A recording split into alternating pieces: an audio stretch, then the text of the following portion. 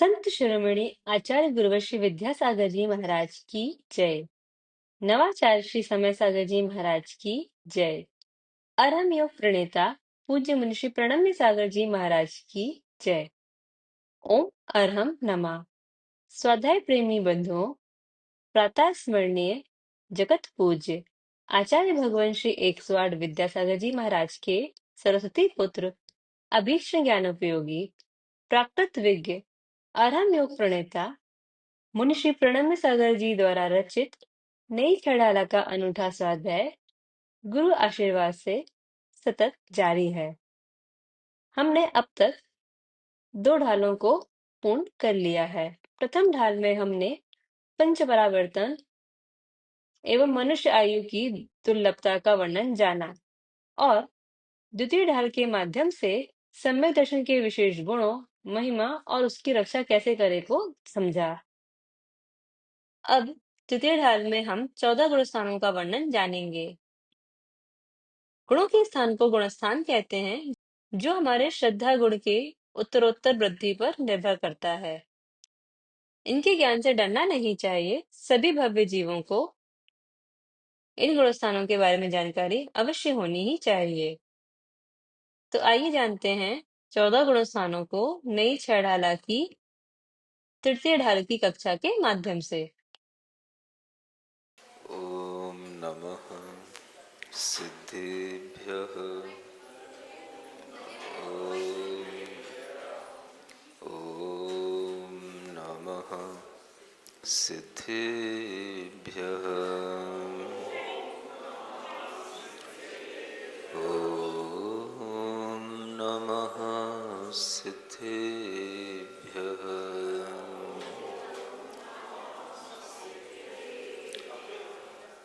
तीन लोक में चार हैं, मंगल शरण व श्रेष्ठ। अरहत सिद्ध व साधुगण, धर्म जैन जग ज्येष्ठ। तीर्थंकर जिन देव की, जिन वाणी को ध्याय। सार्वधर्म संक्षेप से, कहूँ चित्त हुलसाय। देवादिदेव आदिम तीर्थंकर श्री ऋषभनाथ भगवान की, देवादिदेव श्री पार्श्वनाथ भगवान की, परम पूज्य आचार्य गुरुवर श्री विद्यासागर जी महाराज की। सम्यक दृष्टि को नित होवे, धर्म धर्म फल प्रीति यह संवेग तथा निर्वेद। आत्म साक्षी का मैं अगनिंदा, गरहा गुरु से कंपा। परिणाम सर्व अनुकंपा, रत्नत्रयधारी में भक्ति मी से नेह। पालन से ही सम्यक दर्शन लेह।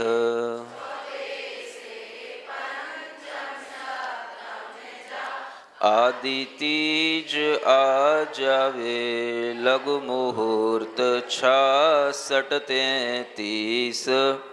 सागर काल रहावे। सम्यक दृष्टि जीव के लिए पिछले कई दिनों से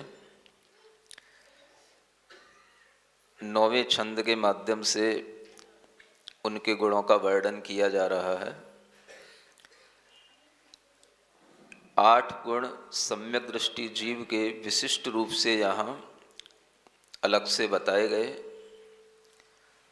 जो लगभग आप लोगों ने प्रथम बार ही सुने होंगे कि सम्यक दृष्टि जीवों के भी ये कोई 8 गुण हुआ करते हैं।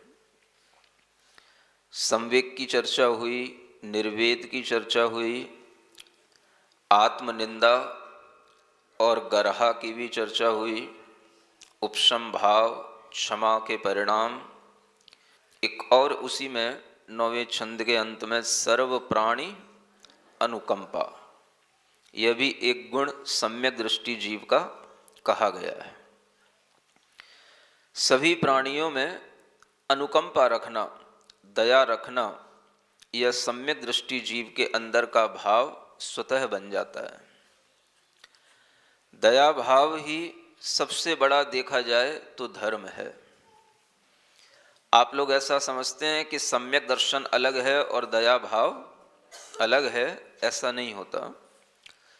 सम्यक दृष्टि जीव के अंदर दया सब जीवों से होती है, और जो मिथ्या दृष्टि जीव होंगे उनके अंदर दया केवल जो ऊपर ऊपर दिखने वाले कोई बड़े बड़े जीव हैं उनसे हो पाएगी। बड़े बड़े जीव में भी किन्हीं खास जीवों से होगी, किसी से नहीं होगी। हम दुनिया में देखते ही हैं, कुछ लोग किसी विशिष्ट पशु को मानते हैं तो उसकी रक्षा करते हैं और बाकी सबको मार भी देते हैं। यह सम्यक दृष्टि जीव के अंदर इस तरह का भाव नहीं होता। सभी पशु, सभी जंतु उसके लिए जीव के रूप में जब दिखाई देते हैं तो वह सभी प्राणियों के प्रति दया का भाव रखता है।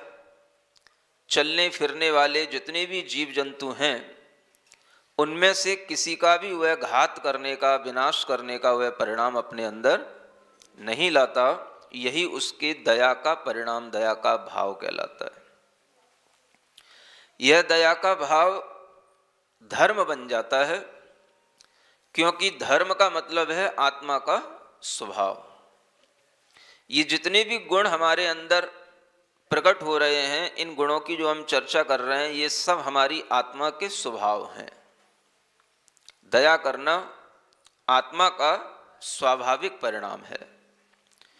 हम कहें कि आत्मा का एक स्वाभाविक गुण है दयावान होना, धार्मिक का एक गुण है, और अगर धार्मिक होकर के वो दयावान न हो तो उसके धर्मात्मा होने का कोई भी चिन्ह सामने दिखाई नहीं दे सकता।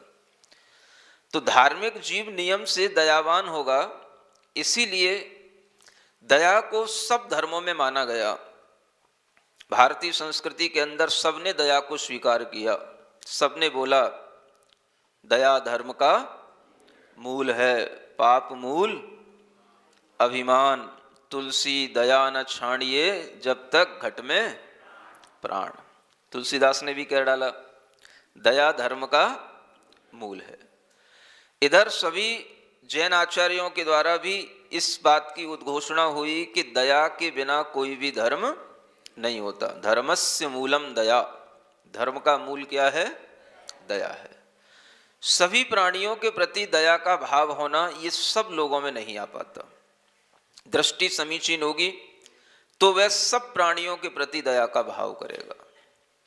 आजकल हम देखते हैं लोग गौशाला खोलते हैं, अच्छी बात है गौशाला खुलना। अब उस गौशाला में केवल हम गायों की रक्षा का भाव रखते हैं, उसके अलावा कोई भी और अन्य जानवर हैं उनकी रक्षा का हम भाव नहीं करते। ऐसा क्यों? प्राणी तो सभी हैं, दया तो सभी के प्रति आनी चाहिए, लेकिन वह दया का भाव एकांतिक रूप से केवल गायों के प्रति क्यों आता है? सम्यक दृष्टि जीव तो सबके प्रति दया का भाव रखता है। अगर उसके लिए कहीं भैंस है, कहीं और भी कोई जानवर हैं जो उसके लिए भेड़ हैं, बकरी हैं, वो भी अगर मरते हुए दिखाई देते हैं तो क्या उनके प्रति दया भाव नहीं करेगा? विचारो तो। केवल गाय के लिए दया का भाव होना और बाकी के और भी जो प्राणी हैं उन सबके प्रति दया का भाव नहीं होना, तो ये तो कोई बराबर का भाव नहीं हुआ, ये तो सबके प्रति दया का भाव नहीं हुआ। उसके लिए तो चाहे मछली आदि जलीय जंतु हो वो भी उसके लिए दया के पात्र होंगे, चाहे वो मुर्गी हो, मुर्गा हो, बकरे हो, बकरा हो, कुछ भी हो, भेड़ हो, भैंस हो, कुछ भी हो, वो सबके प्रति उसके अंदर दया का भाव होगा। सूकर हो, कुत्ते हो, बिल्ली हो, सबके प्रति दया का भाव होगा, चाहे वो शाकाहारी हो या मांसाहारी हो। इससे क्या प्रयोजन? जीव है, जीव को मारना पाप है। जो चल फिर रहे हैं, जो अपना जीवन जी रहे हैं, वो उनका परिणाम है कि वो किस तरह से जिए, लेकिन किसी भी जीव का घात करना, मार देना, ये अपने आप में बहुत बड़ा अधर्म है, पाप है।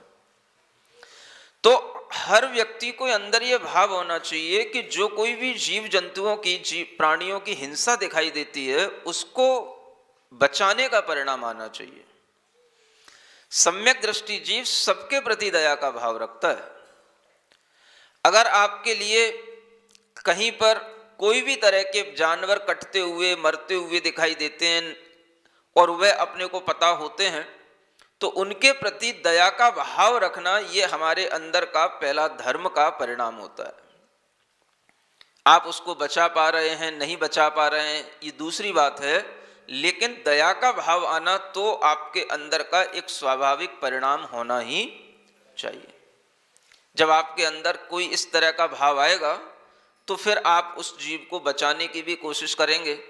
अब आजकल की दुनिया में तो देखा जाए तो इतनी तादाद में जीवों का वध होता है कि कोई भी जीव उनको बचाने की सोचे तो कैसे बचा सकता है, और बचा के भी कहाँ ले जाए।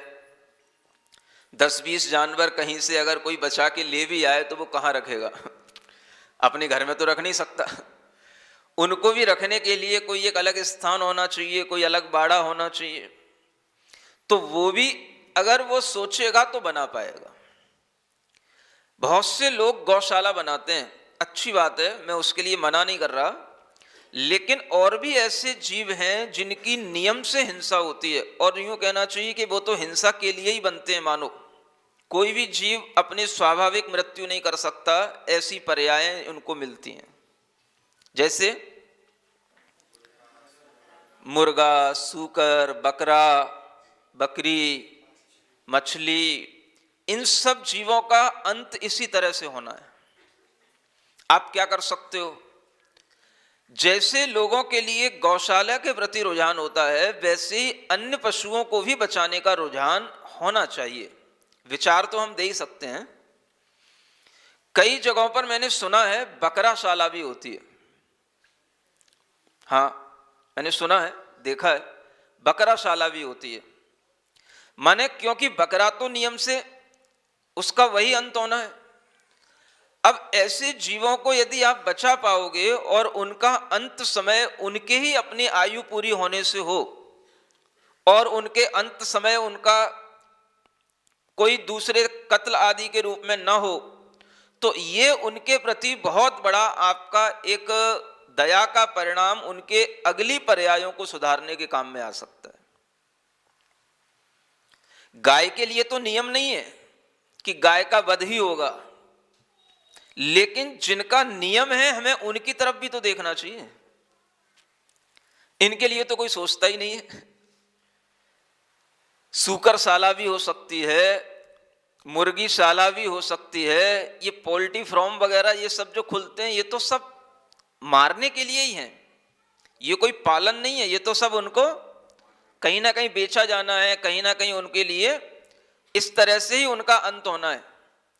तो अगर व्यक्ति के अंदर दया का भाव आए तो वह कहीं पर भी कोई भी इस तरह की छोटी छोटी जगह बना करके, छोटे छोटे बाड़े बना करके, उनमें अगर वह कुछ भी पशुओं को अगर रक्षित कर पाता है, कुछ भी पशुओं की अगर वो रक्षा कर लेता है, तो कम से कम ये जरूरी नहीं है कि आप पूरी दुनिया को संभाल सकते हो, लेकिन आपके माध्यम से अगर 2, 5, 10, 20 जीवों की भी रक्षा हो जाती है, तो भी आप अपने मन में सोच सकते हो कि भाई मेरी तो स्थिति इतनी है, चाहता तो हूं कि सबकी रक्षा हो जाए, लेकिन मेरे पास जगह नहीं, मैं उनकी रक्षा करने में समर्थ नहीं, तो मैं केवल 2, 5, 10 जीवों की रक्षा तो कर ही लूं।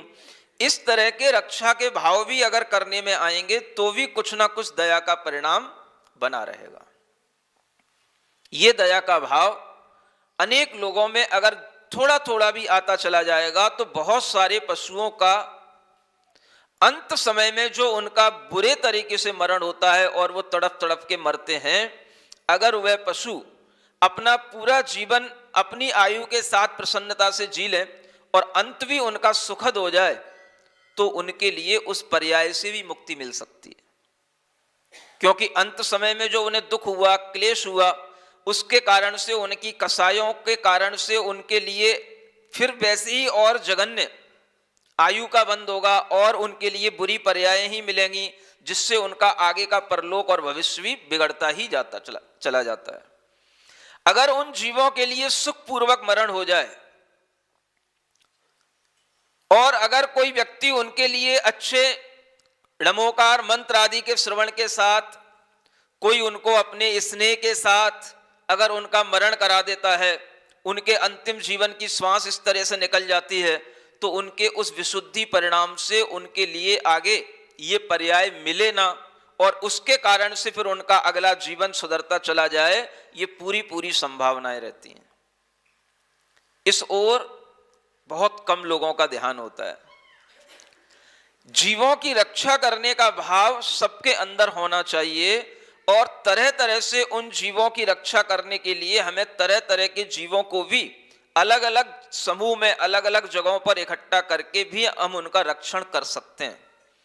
हमें आना चाहिए कि उनका रक्षण कैसे होता है। हर जीव के रक्षण की अलग अलग विधियां होती हैं। आप गाय भैंस की तरह उन पशुओं को कहीं भी ऐसे टीन शेड के नीचे नहीं छोड़ सकते हो।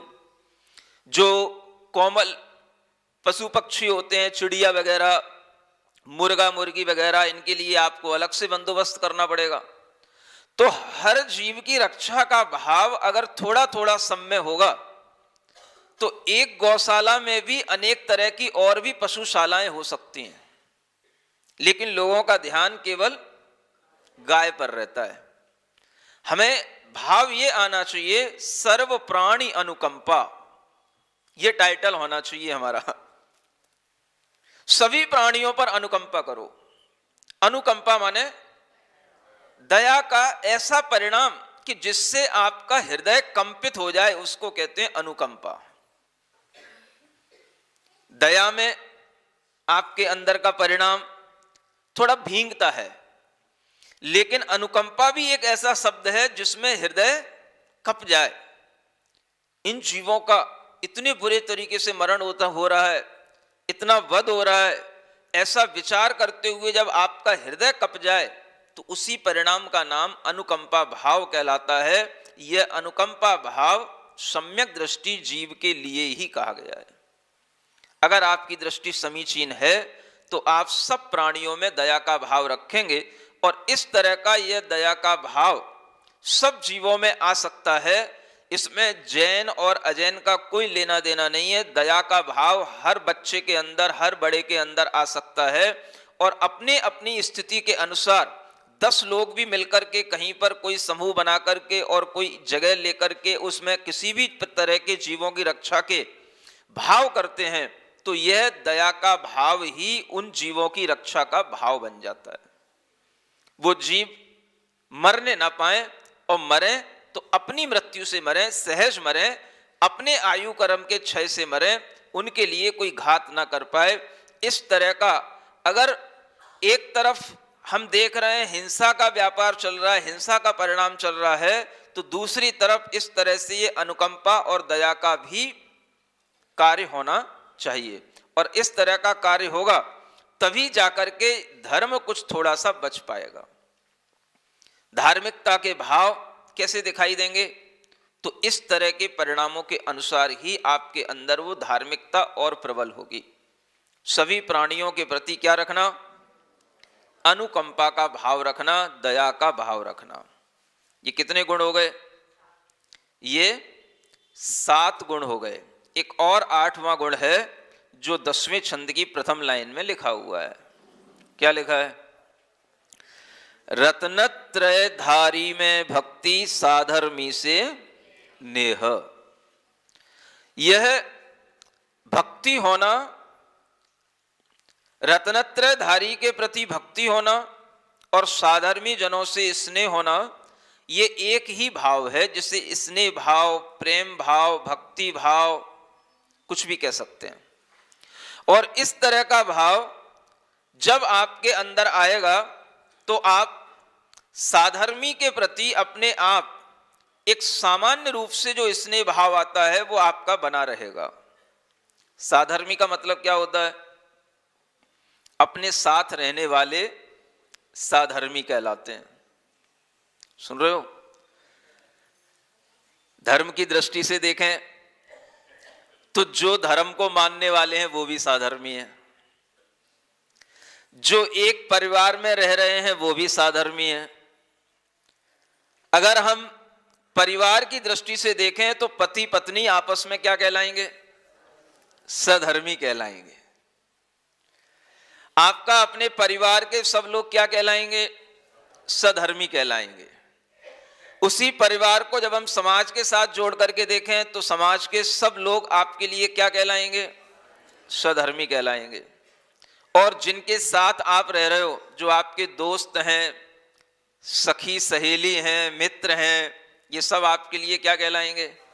ये सधर्मी कहलाएंगे। सधर्मी का मतलब होता है जिनका धर्म एक समान हो, वो सब सधर्मी है। क्या सुना?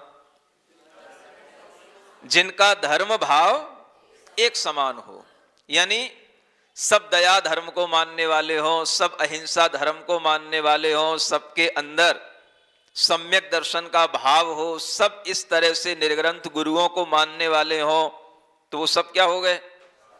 सधर्मी हो गए। इन सब सधर्मियों के प्रति भी एक स्नेह का भाव होना, प्रेम का भाव होना, आपस में लड़ाई का भाव नहीं होना, ये क्या कहलाता है? ये सम्यक दृष्टि के गुण कहलाते हैं। अगर हम इस भाव को देखें, इस गुण को देखें, तो इस गुण के माध्यम से अच्छे एक परिवार की समायोजना हो सकती है। सधर्मी से नेह, स्नेह, पति पत्नी के बीच में, भाई भाई के बीच में, पिता पुत्र के बीच में, माँ बेटे के बीच में एक स्नेह का भाव होता है, और उस स्नेह के भाव के कारण से ही वह परिवार अच्छा चलता है। अगर उस स्नेह में कमी आ जाती है तो परिवार में विघटन होने लग जाता है। परिवार में सब लोग एक दूसरे से क्या चाहते हैं? स्नेह चाहते हैं। जहां पर कुछ स्नेह की कमी दिखाई दी, समझ लेना वहीं पर कुछ ना कुछ फ्रैक्शन शुरू हो जाते हैं। 2 बेटे होते हैं, 4 बेटे होते हैं, अगर माता पिता एक को ध्यान में रखते हैं या किसी एक बेटे को ऐसा लगने लग जाता है कि ये तो केवल बड़े को ही प्यार करते हैं, हमको तो सोचता ही नहीं, कोई देखता ही नहीं, कोई पूछता ही नहीं कुछ, तो क्या हो जाता है उसके अंदर? अपने मां के प्रति, पिता के प्रति भी एक वैमनस्यता का भाव उसके अंदर उत्पन्न हो जाता है। ये स्नेह के भाव की कमी के कारण से संभव होता है, और ये स्नेह बराबर बनाए रखना एक बहुत बड़ी जिम्मेदारी होती है घर के सदस्यों की। अक्सर आप लोग देखते होंगे 2 बेटे हैं या 1 बेटा है, 1 बेटी है, तो ये बात घर में आपको सुनने को मिल जाएगी। कभी बेटी कह सकती है कि बेटे को ज्यादा प्रेम करते हैं माता पिता, कभी बेटा कह सकता है बेटी को ज्यादा ध्यान रखते हैं माता पिता।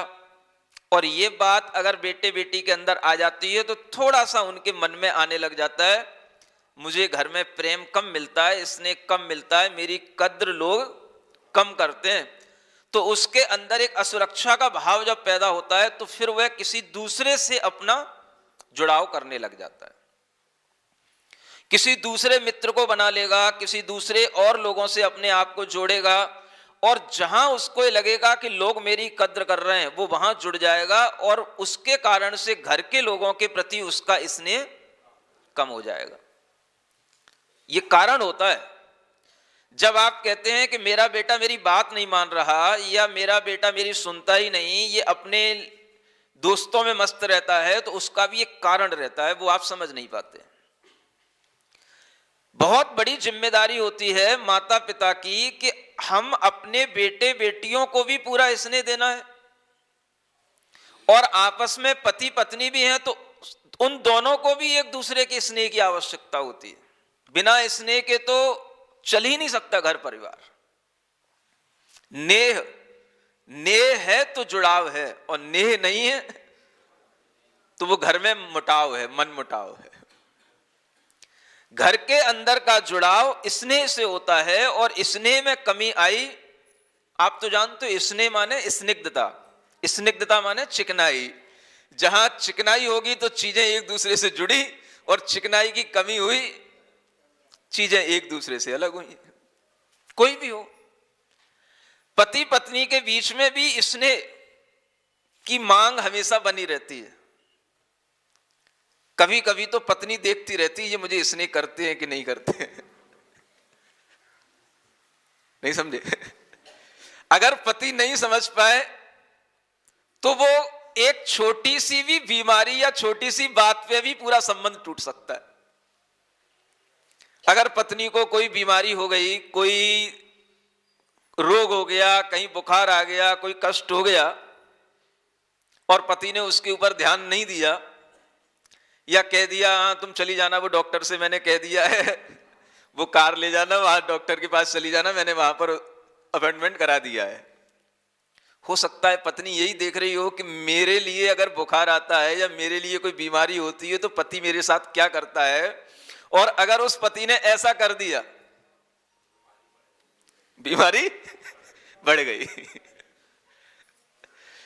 ये वो देखती रहती है कि इनका मेरे प्रति कितना स्नेह है, और अगर उसे ये समझ में आने लगा कि इनके अंदर स्नेह की कमी है तो वो बीमारी बढ़ भी सकती है, और वो इतनी बढ़ सकती है कि एक बहुत बड़ी गांठ बन सकती है। दोनों के संबंधों के बीच में एक बहुत बड़ा अंतर आ सकता है। और अगर पति को पूछने की फुर्सत ना हो कि क्या हो गया, वो उसका मूड समझ ना पाए, और वो भी उसको बताने की जरूरत ना समझे तब तक जब तक कि वो ना पूछे, तो ये बीमारी हुई तो थी थोड़े से समय के लिए, लेकिन ये बहुत बड़ा एक संबंधों में अंतर पैदा कर सकती है, और इसी कारणों से संबंध बिगड़ जाते हैं। छोटी छोटी वो बातें होती जरूर हैं, लेकिन ध्यान पूरा रखना होता है। इसलिए घर परिवार चलाना एक बहुत बड़ी जिम्मेदारी का काम होता है। लोग मुंह उठाए फिरते हैं हमारी शादी करा दो। शादी तो हो जाएगी, शादी के बाद क्या करोगे ये तुम्हें सोचना पड़ेगा कि हम उस जिम्मेदारी को ढंग से निर्वाह कर सकने योग्य हैं कि नहीं। इसीलिए शादियां होने के बाद 2 महीने 3 महीने भी नहीं हो पाते हैं और सब बिखर जाता है। आजकल तो ये अति मात्रा में होने लगा है। 10 संबंधों में से अगर 4 संबंध भी 5 संबंध भी अच्छे ढंग से निर्वाह को प्राप्त हो जाएं तो एक बहुत बड़ी बात समझना। आप रेशियो अगर निकाला जा रहा है तो ये निकल रहा है कि 10 में से 7 संबंध कुछ ही महीनों में विच्छेद को प्राप्त हो जाते हैं। 2-3 संबंधी होते हैं जो चल पाते हैं। कारण इसी प्रकार की अंडरस्टैंडिंग की कमी होना। ये आपके अंदर कहां से आएगी तो और कहीं से नहीं आएगी। यही साधर्मी के प्रति नेह करने वाला गुण, ये अगर आपके अंदर फिट हो जाएगा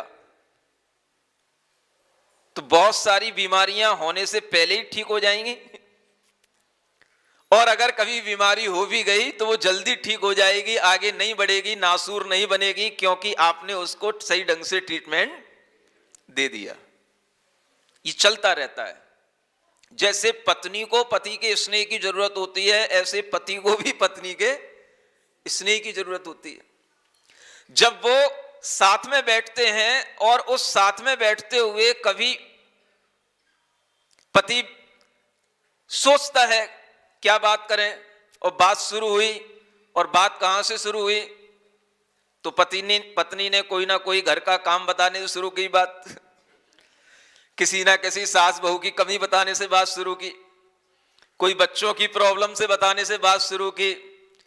तो बात तो शुरू हुई, और बात शुरू होने के बाद में वो बात का अंत कहां हुआ कि कोई ना कोई वो प्रॉब्लम और बड़ी सामने खड़ी दिखाई दी। तो जब पति को यह समझ में आने लग जाता है कि भाई जब जब इससे बात करता हूं तो क्या होता है, प्रेम तो कुछ होता नहीं, स्नेह की तो कोई बात होती नहीं, और एक नई समस्या खड़ी हो जाती है। और जब उसे यह समझ में आने लग जाता है कि ये समस्याएं खड़ी हो रही हैं, तो फिर उसके अंदर यह भाव आने लग जाता है कि भाई इससे तो अच्छा है कि बात ही ना की जाए। और जब यह होने लग जाता है कि बात ना की जाए, तो फिर वहीं से बात बिगड़ने शुरू हो जाती है। ये विचार आपके अंदर अगर रहेगा तो आप अपने अंदर का स्नेह भाव हमेशा टटोलते रहेंगे, और स्नेह भाव के कारण से ही घर चलता है। कोई भी संबंध है, सास का, बहू का, पिता का, पुत्र का, हर संबंध में स्नेह भरपूर होना चाहिए। स्नेह का एक दूसरा नाम तेल होता है, तेल। क्या बोलते हैं? दीपक तो ले लिया आपने, बाती भी बना ली, दीपक तो है, बाती भी है, जब उसमें तेल डले तो कोई बात बने। नहीं समझे?